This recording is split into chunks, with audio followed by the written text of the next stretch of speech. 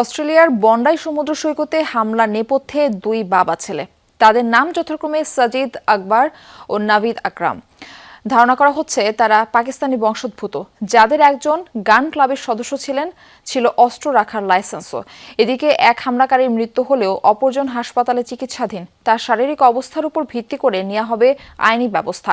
এদিকে হামলায় প্রাণহানি বেড়ে দাঁড়িয়েছে 15 জনে। তাদের মধ্যে শিশু, নারী ও পুলিশ কর্মকর্তা রয়েছে। বিজলি কেবলসের স্কিন কোটেড ইনসুলেশন আগুন প্রতিরোধী। বিজলি কেবলস, নিরাপদ আজীবন।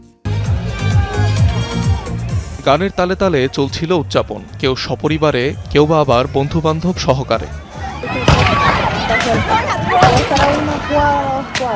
হঠাৎ করেই পাল্টে যায় পরিস্থিতি। শুরু হয় এলোপাতাড়ি গুলি। প্রাণ বাঁচাতে সৈকত জুড়ে ছুটোছুটি শুরু হয় হাজারখানেক মানুষের। ক্যামেরায় ধরা পড়ে সেই দৃশ্য।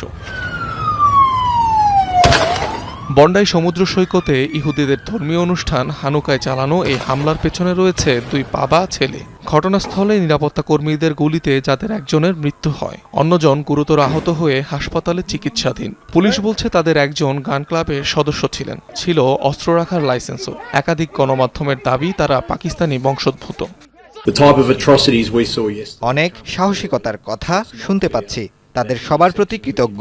অভিযান চালু আছে, তদন্তও চলছে। যেটা গুরুত্বপূর্ণ তা হলো অস্ত্রধারী 24 বছর বয়সী একজন পুরুষ, যিনি হাসপাতালে চিকিৎসাধীন। তার শারীরিক অবস্থার উপর ভিত্তি করে তার বিরুদ্ধে ফৌজদারি অভিযোগ আনা হবে। এদিকে হামলাকারীদের বাড়িতে তল্লাশি চালিয়েছে পুলিশ। চলছে তদন্ত। দরকারি সকল পদক্ষেপ নেবে অস্ট্রেলিয়া, এমন মন্তব্য প্রধানমন্ত্রী।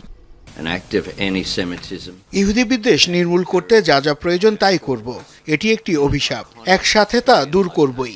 অস্ট্রেলিয়া কখনো বিভাজন, সহিংসতা বা ঘৃণার কাছে নতি স্বীকার করবে না। জাতি হিসেবে আমাদের বিভক্ত করা যাবে না। অস্ট্রেলিয়ার 3 দশকের ইতিহাসে সবচেয়ে ভয়াবহ হামলার ঘটনা এটি। অনিক রহমান, যমুনা নিউজ।